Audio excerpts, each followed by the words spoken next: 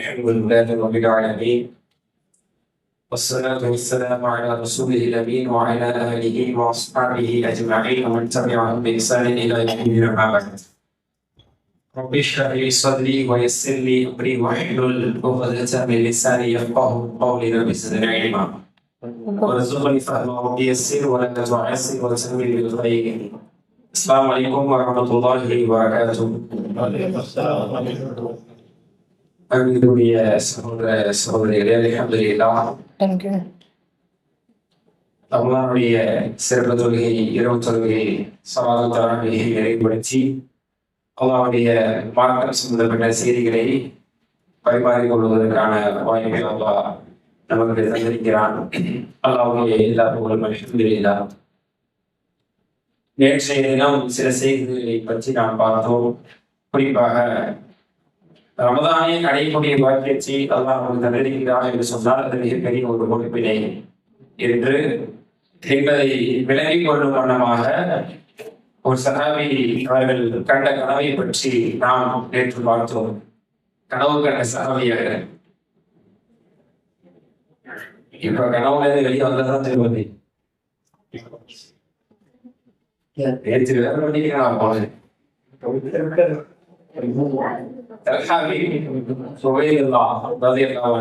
அவர்கள் கனவு கண்டாங்க. எத்தனை சஹாபாக்களை பார்த்தாங்க? 2 பேரை பார்த்தாங்க. ஒரு சஹாபி போரில் கொல்லப்பட்டார், மற்றொரு சஹாபி மறு ஆண்டு அடுத்த ஆண்டு அவர் இயற்கை மரணம் அடைந்தார். ஆனால் சொந்தத்தில் அவர்களை கண்டபோது அல்லாஹ்விடத்தில் அவர்களுக்கான அந்தஸ்தில் போரில் கொல்லப்பட்டவரை காட்டிலும் மறு ஆண்டு மௌத்தான அந்த சஹாபியோட அந்தஸ்தில் அந்தஸ்தாகிறது. சொல்லும் பொழுது ஷஹீதானவரை காட்டிலும் இவர் ஓராண்டு இந்த உலகத்தில் வாழ்ந்து ரமதான கண்டுகிறார், அதிகமாக தொழுகை தொழுகிறார், நோன்பு நோற்றிருக்கிறார். அதன் மூலமாக ஷஹீதானவரை விடவும் அந்தஸ்தில் அதிகமான ஒரு நிலையில் இருக்கிறார் என்ற செய்தி மாஷா அல்லாஹ் நம்ம பார்த்தோம். ஆக அல்லாஹ் சுப்ஹானஹு வ தஆலா நமக்கும் ரமதானை அடையக்கூடிய பாக்கியத்தை தந்து அடுத்தடுத்த நாட்களுக்கு நாம் அமல்களிலும் நம்மளுடைய விவாதங்களிலும் முன்னேறி செல்வதற்கான வாய்ப்பை அல்ஹம்துலில்லாஹ் அல்லாஹ் சுப்ஹானஹு வ தஆலா நமக்கு தந்திருக்கிறார். இதில் மிக அதிகமாக நாம் அக்கறை எடுக்க வேண்டிய, கவனம் எடுக்க வேண்டிய ஒரு விஷயம் என்பது திலாவத்துல் குர்ஆன், திலாவத்துல் குர்ஆன். குர்ஆனை ஓதுவதில், குர்ஆனுக்காக நேரம் செலவு செய்வதில் தான் முதலாவதாக அதிகமான நேரத்தை நாம் செலவு செய்வதற்கு நாம் திட்டமிட வேண்டும். நிச்சயமா திட்டமும் பிளான் இருக்கணும். இல்லாத பட்சத்துல நம்ம கேட்டுட்டு போயிட்டே தான் இருக்கோமே தவிர நம்மளுடைய வாழ்க்கையில மாற்றங்கள் வராது. குர்ஆனை ஓதுவதற்கு, குர்ஆனை அதிகமாக ஓதுவதற்கு, குர்ஆனை ஓத தெரியாதவர்கள் குர்ஆனை ஓத கற்றுக்கொள்வதற்கு என்ன திட்டத்தை நாம் வகுத்திருக்கிறோம் என்பதை நிச்சயமாக நாம் கேட்டுக்கொள்ள வேண்டும். அதில் எந்த அளவுக்கு நாம் செயல்படுத்திருக்கிறோம் என்பதை நிச்சயமாக நாம சுய பரிசோதனை செய்து கொள்ள கடமைப்படுகிறோம். அல்ஹம்துலில்லாஹ். அதன் அடிப்படையில குர்ஆனுக்காக வேண்டி நிச்சயம் நாம் அதிகமான நேரத்தில் ரமதானுடைய பொழுதில் நோன்பு நோற்ற நிலையில் பகலிலும் சரி, அதே போன்று இரவிலும் சரி அதிகமாக நாம் குர்ஆனுக்காகத்தான் நிச்சயம் நேரத்தை ஒதுக்க கடமைப்பட்டிருக்கிறோம். இதுல ஒரு முன்னேற்றம் என்பது நிச்சயம் காணப்பட வேண்டும். இதில் பின்னடைவாகத்தான் நாம் இருந்து கொண்டிருக்கிறோம் என்பதிலும் மாற்று கருத்து அல்ல. அல்ஹம்துலில்லாஹ். ஸல்லல்லாஹு அலைஹி வஸல்லம் அவருடைய நிலை எப்படியாக இருந்தது? நபி அவர்கள் குர்ஆனை ஓத தெரியாதவராக, ஒரு படிக்க தெரியாத நிலையில் தான் இருந்தார்கள். அப்படிப்பட்டவர்களை தான் அல்லாஹ் சுப்ஹானஹு வ தஆலா தேர்வு செய்து ஓதுங்கள் என்று சொல்லி சிறுக சிறுக சின்ன பிள்ளைக்கு கற்றுக் கொடுக்கிற மாதிரி ஜிப்ரீல் அலைஹிஸ்ஸலாம் அவர்கள் சொல்ல சொல்ல கேட்டு மரணம் செய்து அவர்கள் இவ்வாறாக ஒரு அத்தியாயம் 2 அத்தியாயம் என்று முழு குர்ஆனையும் கேட்டே மரணம் செய்தார்கள். பிற்காலத்தில் கூட அவர்களுக்கு பார்த்து ஓதக்கூடிய ஒரு நிலையில் அவர்கள் இருக்கவில்லை என்பதை பற்றியெல்லாம் நம்ம பார்த்தோம். அப்படிதான் உருவானாங்க. பல சஹாபாக்களை அவர்கள் உருவாக்கினார்கள், பல ஹாஃபிதுல் குர்ஆனைகள் உருவாக்கினார்கள். இன்று வரை நமக்கு மாஷா அல்லாஹ் சொல் வடிவத்திலும் அதே போன்று எழுத்து வடிவத்திலும் இந்த குர்ஆன் இடத்திலே இருந்து கொண்டிருக்கிறது. மாஷா அல்லாஹ் பல ஹாஃபிதுடைய உள்ளங்களிலே இது பாதுகாக்கப்பட்டதாகவும் இருந்து கொண்டிருக்கிறது. அல்லாஹ்வுடைய வாக்குறுதி. இந்த குர்ஆனை அல்லாஹ் இடத்திருக்கிறான். இந்த ஞானமிகு சங்கமிகு குர்ஆனை நாமே இருக்கிறோம், இதை நாமே பாதுகாப்போம் என்று அல்லாஹ் தஆலா சொல்றானே. லவ்ஹுல் மஹ்ஃபூஸில் பாதுகாக்கப்படுகிறது. இதனுடைய அசல் copy, original copy, original file சொல்லுவோம்ல, குர்ஆனுடைய ஒரிஜினல் ஃபைல் எங்க இருக்குன்னா லவ்ஹுல் மஹ்ஃபூஸ்ல இருக்கு. அதனுடைய அடுத்த காப்பி இந்த துனியாவிலே இறக்கி அருளிக்கிறான். அது எவ்வாறு பாதுகாக்கப்படுகிறது? இது போன்ற நூல்களில் அது எழுதப்பட்டும் பாதுகாக்கப்படுகிறது. கல்வி வழங்கப்பட்டவருடைய நெஞ்சங்களில், இதயங்களில் அது பாதுகாக்கப்படுகிறது. அல்லாஹ் அப்படி பாதுகாத்து செய்கிறான். குர்ஆனை மரணம் செய்திருக்கிற அளவுக்கு வேறு எந்த நூலையும் புத்தகத்தையும் மரணம் செய்ததை நாம் பார்க்கவே முடியாது. அது வாய்ப்பும் இல்லை. இது அல்லாஹ்வுடைய வேதம் என்பதனுடைய ஒரு சான்று. இதை billions of people, billions of ஹாஃபிஸ் இதை இன்றும் மரணம் செய்திருக்கிறார்கள் என்பது ஒரு சான்று. எதையுமே இப்படி மனப்பாடம் பண்ண முடியாது. 600 பக்கங்களில் நாம் சாமானியர்கள் யாராலும் இப்படி பணம் செய்ய முடியாது. மனதில் பதிவாக இருக்காது, மரணமாகவும் அது இருக்காது. அல்லாஹ்வுடைய வார்த்தை என்பதா, அல்லாஹ்வுடைய வாக்கு என்பதா 5 வயசு பிள்ளையிலிருந்து 50 வயதிலும் முயற்சி செய்பவர்கள் இதை மரணம் செய்கிறார்கள் என்பதை நாம் பார்க்க முடிகிறது. அல்ஹம்துலில்லாஹ். ஆக இந்த குர்ஆனுக்காக வேண்டி இது அப்படிப்பட்ட ஒரு சிறப்பு மிக்க வேதம் நம்மிடத்தில் என்ன ஒரு அந்தஸ்தை இருக்கிறது என்பதுதான் திரும்ப திரும்ப கேள்வி. இதற்கான சிறப்பை பற்றி பேச வேண்டும் என்று சொன்னால், சிந்திக்க வேண்டும் என்று சொன்னால், நம்மிடத்தில் இது எந்த அளவுக்கு சிறப்பானதாக இருக்கு, இதுக்கு எந்த அளவுக்கு ஒரு அங்கீகாரம் நமது வாழ்க்கையில கொடுத்திருக்கோம். குர்ஆனை எடுத்துக்கொண்டால் அதற்கு நாம் செய்ய கடமைப்பட்டிருக்கக்கூடிய கடமைகள் ஏராளம் ஏராளம். முதலாவதான அடிப்படையான கடமை, அதன் மீது ஈமான் கொள்ள வேண்டும். ஈமான் கொண்டிருக்கிறோம். எப்படி சிரமப்பட்டு பெரிய தியாகத்தோடு பெரிய ஆய்வோடு ஈமான் பண்ணமா இல்ல. இஸ்லாமிய தாயகத்தை வயிற்றுல பிறந்தோம், பேர் வச்சாங்க, முஸ்லீம் வளர்த்தாங்க, அடிச்சடிச்சு மதரசா அனுப்பிச்சாங்க, கட்டடிச்சு போய் அப்படி எப்படி ஏதோ ஓரளவுக்கு நம்ம என்ன செஞ்சிருக்கிறோம், கற்றிருக்கிறோம். ஆக இந்த குர்ஆன் மீது ஈமான் என்பது அது ஃப்ரீயாவே நமக்கு கிடைச்சிருச்சு. இலவசமாக இருந்து இல்லாம அல்ல நாடிய சில சீரழிகளை தவிர அடுத்த இதற்கு செய்யக்கூடிய கடமை என்பதுதான் ஓதுதல். அதை ஓத வேண்டும் சொல்லுவதை போன்று இதை ஓத கடமைப்பட்டிருக்கிறோம். இரண்டாவது, அதற்கடுத்து மரணம் செய்ய கடமைப்பட்டிருக்கிறோம். இதை நாம் அல்லாஹ் சுப்ஹானஹு பாதுகாக்கிறோம் என்று சொல்றானே, அதை பாதுகாக்கக்கூடிய குழுவினர்களை நாம் இருக்க வேண்டும். அல்லாஹ் நான் பாதுகாப்பேன்னு சொல்றேன்னா அல்லாஹ் மனிதனுடைய நெஞ்சுகளை பாதுகாப்பேங்கிறான். அப்ப அல்லாஹ்வுடைய மனிதர்களுடைய நெஞ்சுகளை யாரெல்லாம் தேர்வு செய்தானோ அதில் நீங்களும் நானும் இருக்க வேண்டும். அதற்கும் நாம் முயற்சி செய்ய வேண்டும். அது மிகப்பெரிய ஒரு கொடிக்கணி, அது மிகப்பெரிய ஒரு வாக்கியம். அப்படி மரணம் செய்தவர்களுக்கு இந்த துன்யாவில் கொடுக்கப்பட்ட அந்தஸ்து மிகப்பெரிய அந்தஸ்து. வயதில் அவர்கள் சிறியவர்களாக இருந்தாலும் கூட ஹாஃபிதுல் குர்ஆன் என்பதால் பெரியவர்களுக்கு மத்தியிலே அவர்கள் கௌரவிக்கப்பட்டிருக்கிறார்கள். ரசூல் ஸல்லல்லாஹு அலைஹி வஸல்லம் காலத்திலும் சஹாபா பெருமக்களுடைய காலத்திலும் வயதில் சிறியவர்கள், ஆனால் அவர்கள் கௌரவிக்கப்பட்டிருக்கிறார்கள், முன்னிறுத்தப்பட்டிருக்கிறார்கள். காரணம், அதிகமாக குர்ஆனை மரணம் செய்தார் என்ற அடிப்படையில். போரில் கொல்லப்பட்டவர்களே முதலாவதாக யாரை அடக்கம் செய்யணும், ஒரே குழியில பல பேர் வைக்கிறதா முதல்ல யாரை வைக்கணும், அந்த அந்தஸ்துக்கு யார் இருக்கீங்க? ரசூல் ஸல்லல்லாஹு குர்ஆனை மரணம் செய்தவர்களை அடக்கம் செய்கிறாக மறுவுலகத்திற்கு அனுப்பி வைக்கும் பொழுது இந்த துன்யாவில் இறந்து ஷஹீதாகி பெரும் அந்தஸ்தோடு மறுமை நோக்கி பயணிக்கக்கூடியவருடைய தரத்தையும் கூட எல்லாருமே சமமானவர்கள், எல்லாருமே சிறப்பானவர்கள், எல்லாருமே ஷஹீதுடைய அந்தஸ்தை பெற்றவர்கள். அதிலும் கூட அல்லாஹ்வை சந்திக்க செல்லும் பொழுது யாரை முதலாவதாக அனுப்ப வேண்டும் என்று சொன்னால் அதிலும் முதன்மைப்படுத்தப்படுபவர் இறந்த பிறகு சடலமாக பிறகும் கூட ஒரு ஹாஃபிதுல் குர்ஆனில் கிடைத்திருக்கக்கூடிய அந்தஸ்து என்பது சாமானியமானது அல்லது என்பதை நிரூபிக்க ஒன்றாக அடக்கம் செய்யப்படுவது கூட அதிலும் கூட ஹாஃபிதில் முன்னிறுத்தப்பட வேண்டும் என்று ஸல்லல்லாஹு அலைஹி வஸல்லம் அவர்கள் கூறினார்கள். நாளை மறுமையில் ஹாஃபிதில் இருக்கக்கூடிய அந்தஸ்தை பற்றி சொல்லக்கூடிய குர்ஆனை மரணம் செய்து அதில் ஓதி வந்தவர் நாளைக்கு பெரும் அந்தஸ்தை, பெரும் சொர்க்கத்தினுடைய உயர் பதவிக்கு அவர் அழைக்கப்படுவார் என்றெல்லாம் சொல்லப்பட்டிருக்கிறது. ஆக குர்ஆனின் மீது ஈமான் கொள்வது மீதான கடமை இது நமக்கு இலவசமாக கிடைத்து விட்டது. அடுத்தபடியாக ஓத வேண்டும். அதில் நாம் தட்டு தடுமாறி கொண்டிருக்கிறோம். மூன்றாவது, அதை மரணம் செய்யக்கூடிய ஒரு நிலைக்கும் நாம் தயாராக வேண்டும். அது சின்ன பிள்ளைகளுக்கு உள்ளது. என் பையன் நான் மதரசாக்கு அனுப்புறேன், ஓதுவாங்க 35 மனப்பாடம் பண்ணிட்டான், இப்படிங்கிற நிலைமையில மட்டுமே நம்ம நினைச்சுட்டு இருக்கிறோம்.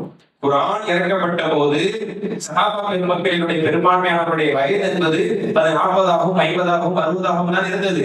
ரசூல் ஸல்லல்லாஹு அலைஹி வஸல்லம் தேர்வு செய்யப்பட்ட போது 40 ஆண்டு, அபூபக்கர் ரலியல்லாஹு 38 வயசு, உமர் ரலியல்லாஹு கிட்டத்தட்ட 35 வயசு. இப்படி வயது அவர்கள்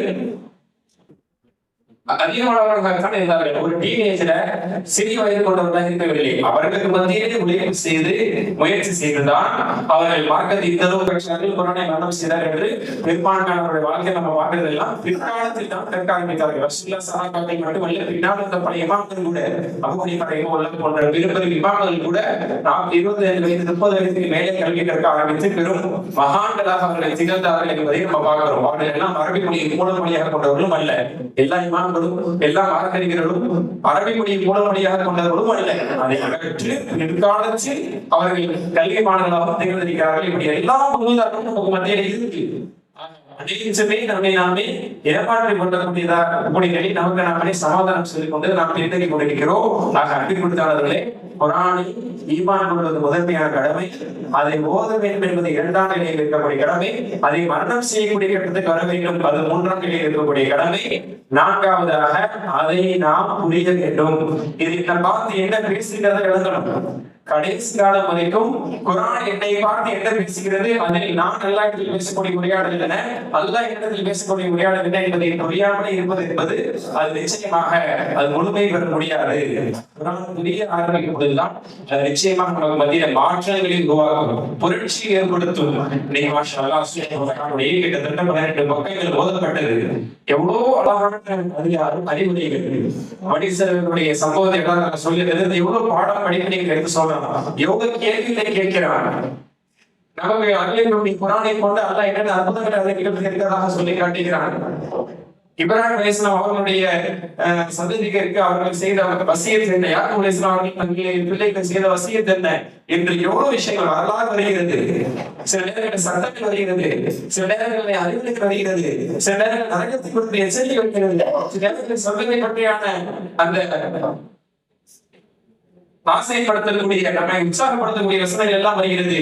இதெல்லாம் காதில் வந்து சேர்வதுதானே தவிர உள்ளத்திற்குள் ஏன் செல்லவில்லை என்று சொன்னால் அதனுடைய அர்த்தம் நாம் புரியாமல் இருப்பதற்காக அது புரிய ஆரம்பித்தது என்று சொன்னால் இந்த பயான் மூலமாக நாம் பெறக்கூடிய உணர்வுகளை காட்டிலும் அல்லாஹ்வுடைய வசனம் நேரடியாக நம்மளுடைய உள்ளத்தில் பாய்ந்தால் அது பண்படாக அறியும். அதனுடைய உணர்வு அதனுடைய தாக்கம் என்பது நிச்சயமாக பண்படாக இருக்கும். நம்மளுடைய வாழ்க்கை நிச்சயமா புரட்டி போடும். ஆக அந்த நிலைக்கத்தான் நாம் வர வேண்டும் என்று சொன்னால் நிச்சயம் அந்த முயற்சி நாம் எடுக்கதான் வேண்டும். அதற்கு என்ன செய்ய வேண்டுமோ அதை நாம் செய்துதான் ஆக வேண்டும். ஆக புரிய வேண்டும் என்ற ஒரு கட்டத்திற்கு நாம் வர வேண்டும். நான்காவது நிலையில் இருக்கக்கூடிய கடமை அடுத்ததாக அதை நடைமுறைப்படுத்த வேண்டும். புரியாமல் நடைமுறைப்படுத்துறது புரிஞ்சாதானே இந்த ஒரு வசனத்தை நம்ம ஓதுறோம். ஒரு பகுதியில் ஒரு தொழுகையில இமாம் ஓதுறாங்க, அது ஒரு அறிவுரை இருக்கும், அது ஒரு நாம் செய்யக்கூடிய தவறை எச்சரிக்கக்கூடிய ஒன்று இருக்கும். புரிஞ்சாதானே, புரியாதனாலதான் அதுதான் தகுதி கட்டணும். அதே சிந்தனையில தொடரும், அதே சிந்தனையில அதே பாவத்தை திரும்ப சரி. ஏன்னா பதில் கேட்கல என்ன அவர் சொன்னார் கேட்கலாம், அவர் என்ன சொன்னார் நல்லா சொல்றாங்க, இப்படி அல்லாஹ் என்ன பேசுறாங்க கேட்கல, கேட்காதனால காதலை கிடைக்காதனாலே காதலை வந்து புரியாதனாலே அது எந்த மாற்றத்தை கொண்டு வந்து முன்னாடி என்ன செஞ்சுட்டு இருந்தோம் அப்படி பாடிட்டு வந்து மத்த முழுவதும் எதிர்த்து சொன்னா போனா அது கவனம் இல்லை. அப்ப இடையில அதனால என்ன சொன்னாங்க நான் புரிஞ்சிருந்தேன்னா நிச்சயமா என்னை அது தடுத்திருக்கும். முதல் ரக்காயத்தில் இருக்கக்கூடிய அந்த வசனமோ அல்லது இரண்டாம் ரக்காயத்தில் ஓதப்பட்ட வசனமோ கேட்கக்கூடிய அந்த வசனம் இருக்குது. புதிய ஆரம்பிக்க நம்முடைய வாழ்க்கையை பண்படுத்தும். என்ன சொன்னானே நிச்சயமாக தொழில் மானக்கேடான செய்தி விட்டும் பாவகரமான செய்தி விட்டும் தடுக்கும். ஏன் தடுக்கல? தொழுகையா இல்லையே. தொழில் ஓதப்படக்கூடிய வசனத்தை ஒரு வசனத்தோட அர்த்தம் குறிக்கும் இல்லையே நாம் வரவில்லையே. இதன் காரணத்தினால்தான் அது எந்த மாற்றத்தையுமே கொண்டு வர மாட்டேங்குது. தொழுகை என்பது ஒரு தனி, அது ஒரு தனி ட்ரெஸ். அந்த ட்ரெஸ் போட்டு நம்ம தொழில் ட்ரெஸ் போட்டு நம்ம ஒரு ஆடையில நம்மளுடைய மறுவாழ்க்கை நம்ம வாழ்ந்து கொண்டிருக்கிறோம். இதுதான் மாற்றி அடைய வேண்டும் என்று சொன்னால் நாம் இந்த மாற்றத்திற்கு நாம் வர வேண்டும்.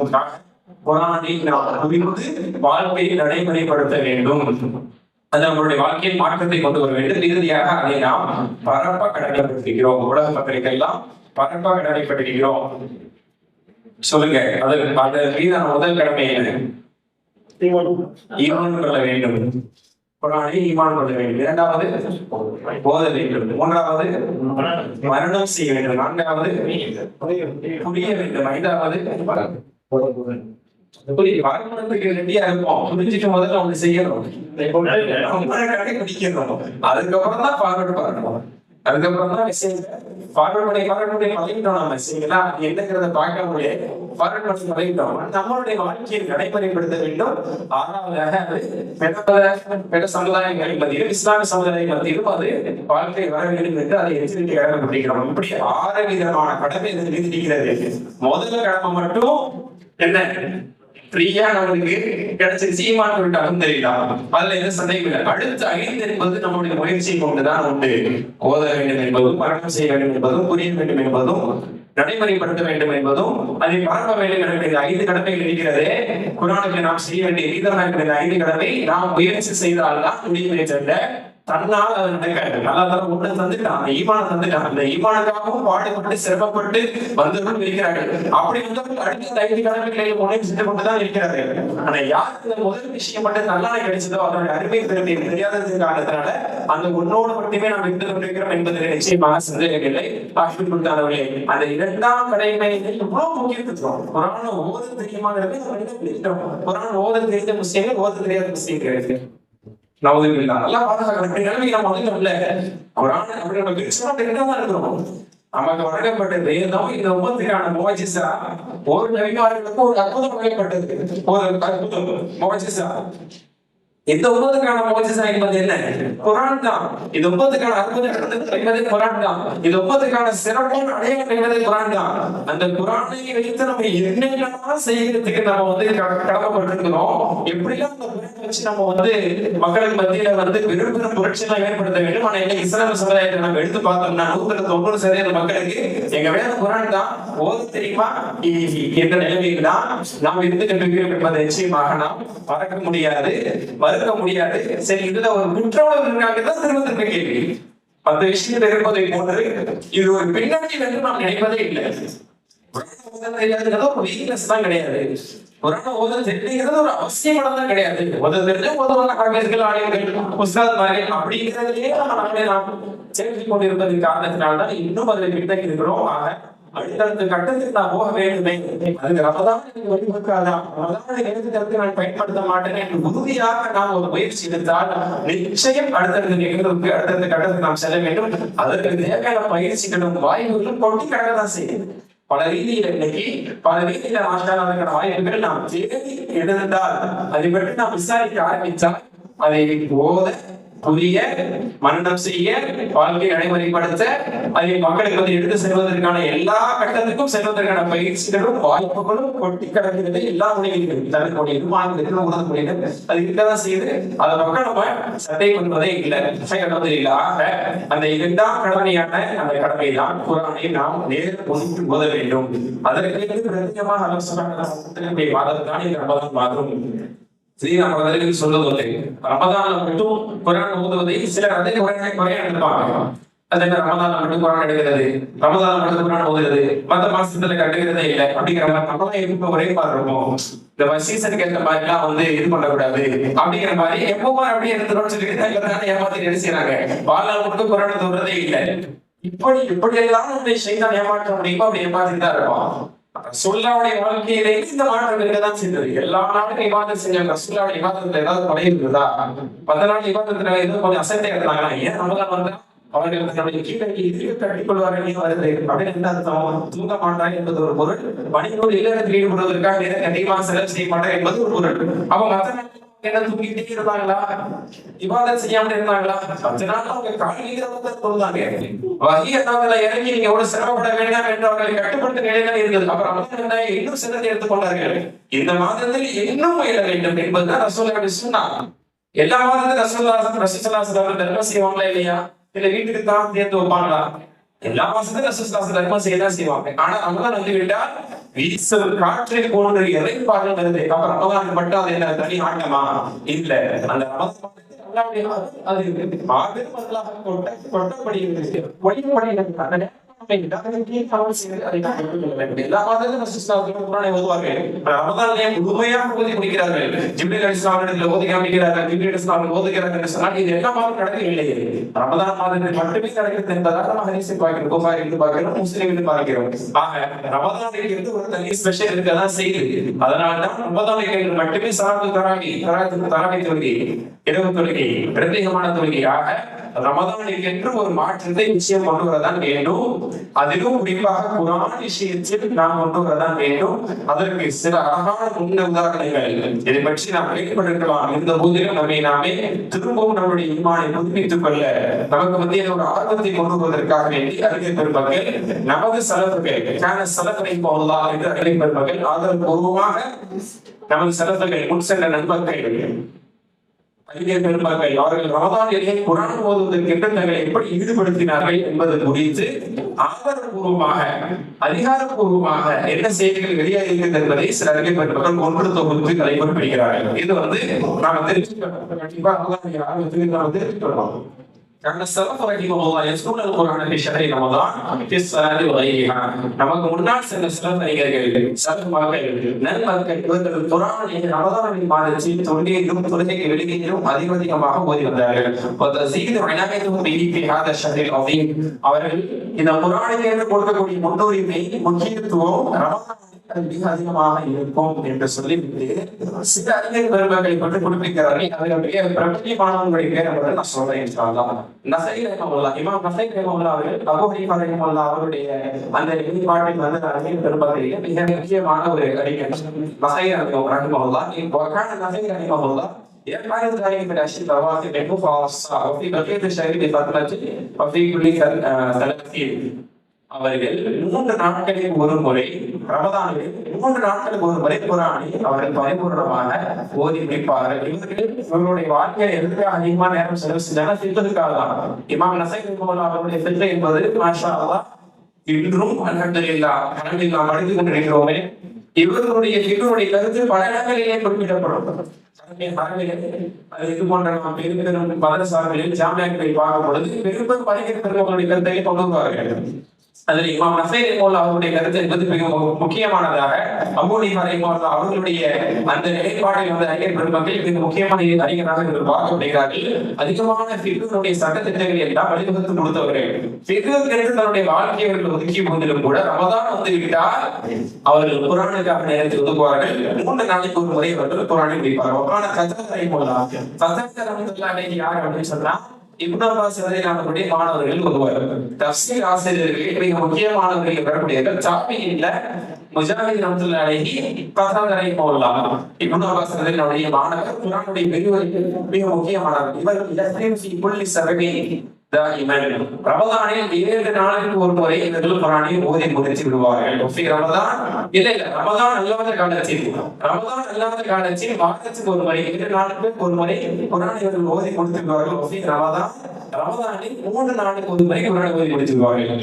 ரமதான் அல்லாத காலத்தில் 7 நாளைக்கு ஒரு வாரத்துக்கு ஒரு குர்ஆன். ரமதான் வந்துவிட்டால் 3 நாட்களுக்கு ஒரு குர்ஆனை இவர்கள் ஓதி முடிப்பார்கள்.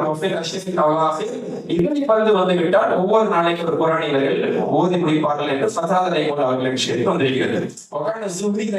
இமாம் சுப்ரி இவர்கள் மிக பிரபலமான அதாவது ஆட்கரையில் ஒருவர் ரமதான் என்னமா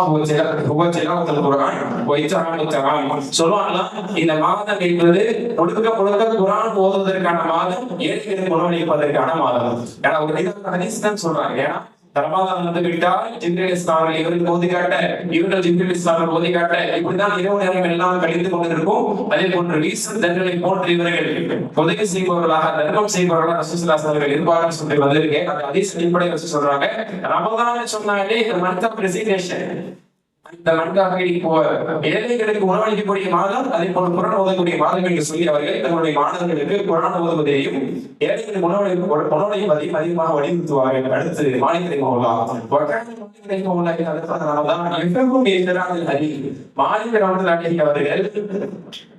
சஹாபாக்களை கண்ட தாபீன்களில் ஒருவர். சஹாபாக்களிலிருந்து கல்வி பெற்ற தாபீன்களில் ஒருவர். மூத்த தாபீன்களில் இவர் வர்றாங்க. மதீனாவில் ஹதீஸ் பாடம் நடத்தக்கூடிய விஷயத்துல மாலிக் ரஹ்மத்துல்லாஹி அவர்கள் மிக பிரபலமான மஸ்ஜித் நபவியில மாலிக் ரஹ்மத்துல்லாஹி பாடம் அப்படின்னா ரொம்ப முக்கியமானது.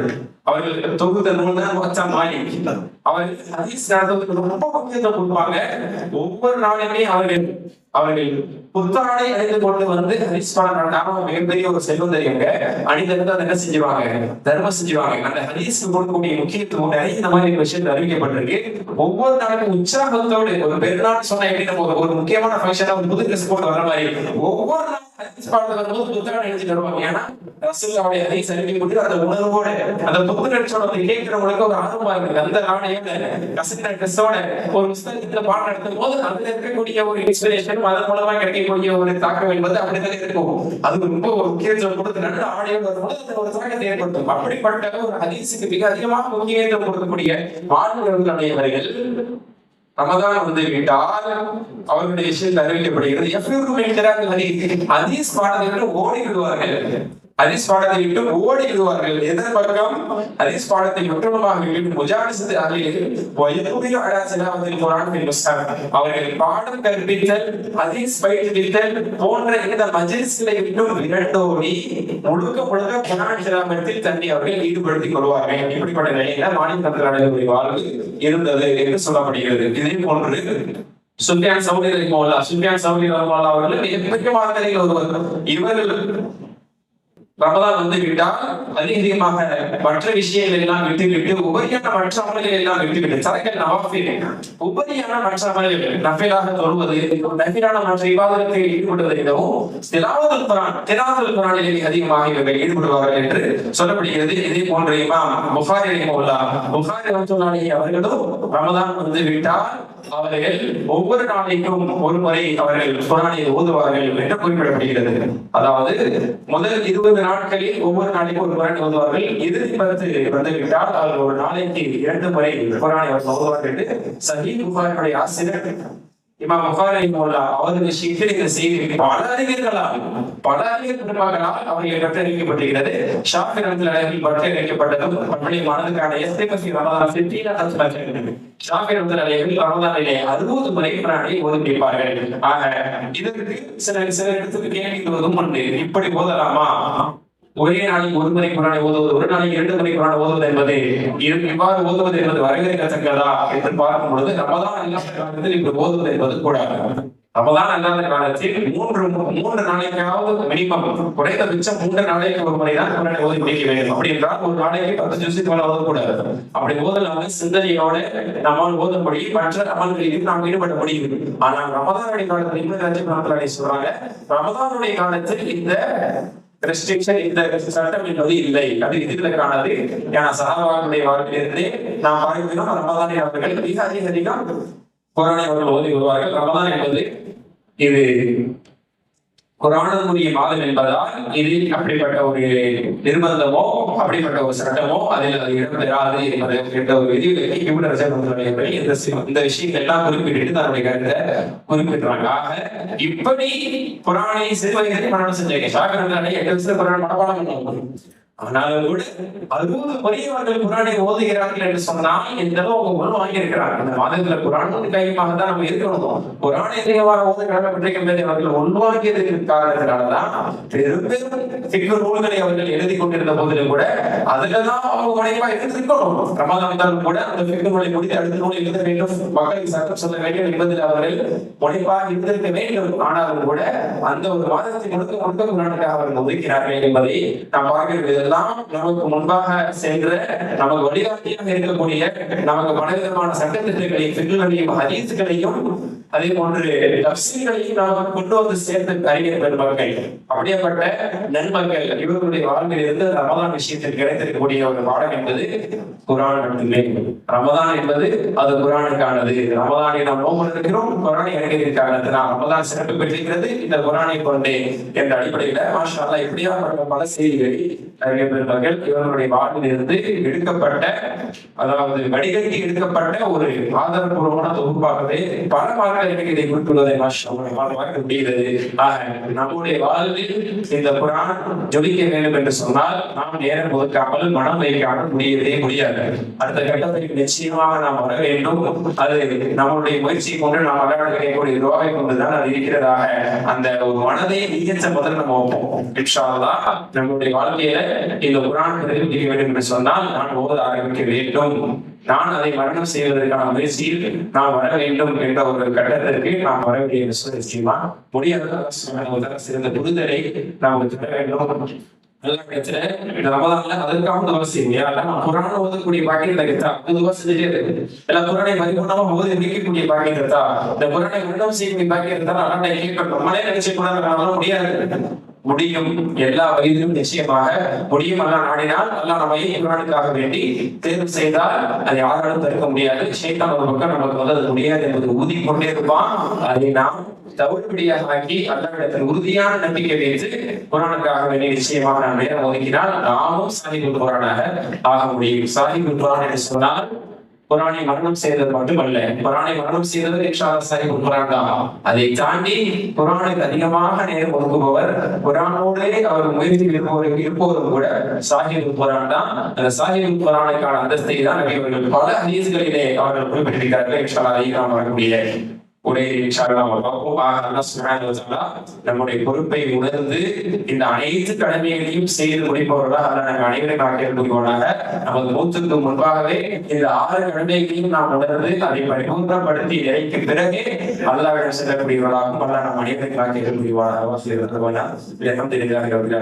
குறிப்பாக வந்து ஒரு கருத்து நான் சொல்லணும்னு நினைச்சேன். நம்மளுடைய தராவி தொழுகை முடித்த பிறகு வந்து விட்டு தொகை வைக்கிறாங்க பார்த்தீங்களா.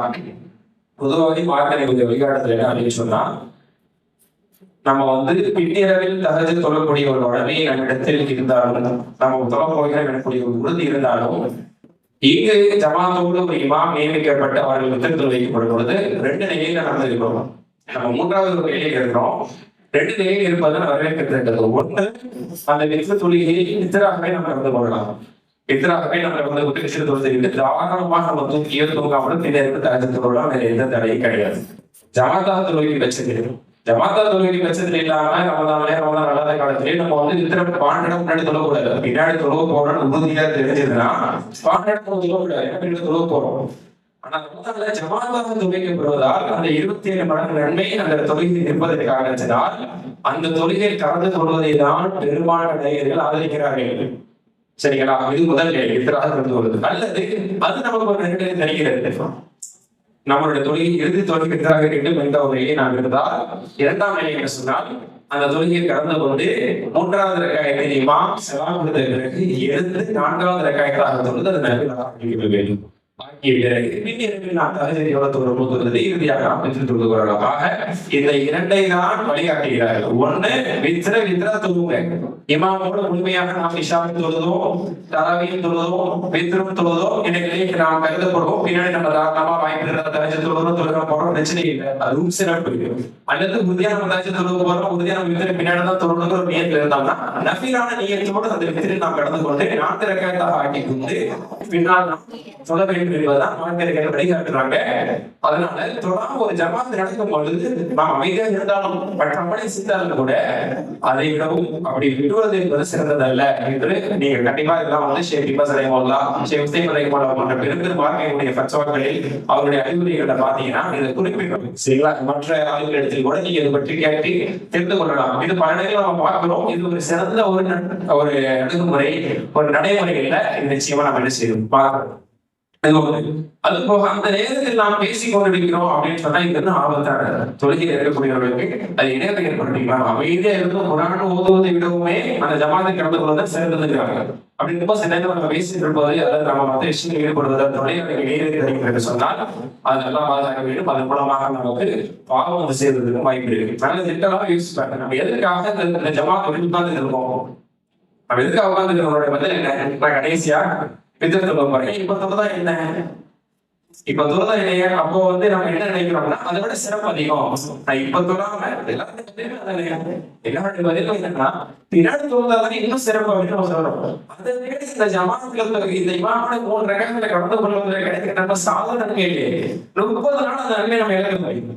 30 நாள் புனிதமிக்க ரமதான்ல இமாம் ஜமாத்தோட துணிக்கப்பட்டு அந்த நன்மை 30 நாள் எடுத்துட்டு நமக்கு நாமளே ஒரு ஆர்டர் சொல்லிக்கிறோம். நான் பின்னேறோட தொழுவதுதான் கூடுதல் சிறப்புன்னு சொல்லி நிச்சயமாக அது உள்ள சிறப்பு.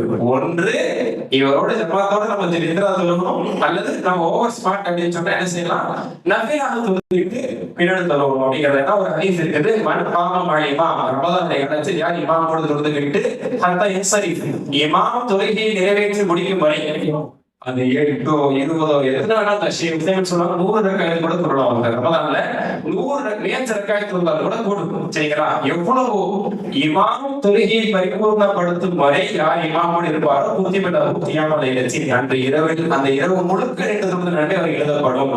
இதை வச்சு கண்டிக்கிறாங்க. பாதியிலேயே இருந்து செல்வது அல்லது இத்தனைக்கு நாம் தவிர்த்து செல்வது என்பது தவிர்க்கப்பட வேண்டும் என்பது தெளிவான முறையில சிறந்த மாணவர்கள் நான் பார்க்க செய்வதை மக்கள் இதை தெளிவான நம்ம குறிப்பிடுறாங்க. இந்த ஒரு விஷயத்தை நம்ம செய்யணும், புரிந்து கொள்ள வேண்டும் என்பது என்னுடைய ஒரு அன்பான ஒரு வேண்டுகோள். அதெல்லாம் நமக்கு சிறந்த முறையில் அதிக அதிக நன்மைகளை ரமதானை பயன்படுத்தி கொள்ளக்கூடிய பாகத்தை தந்திருப்பாக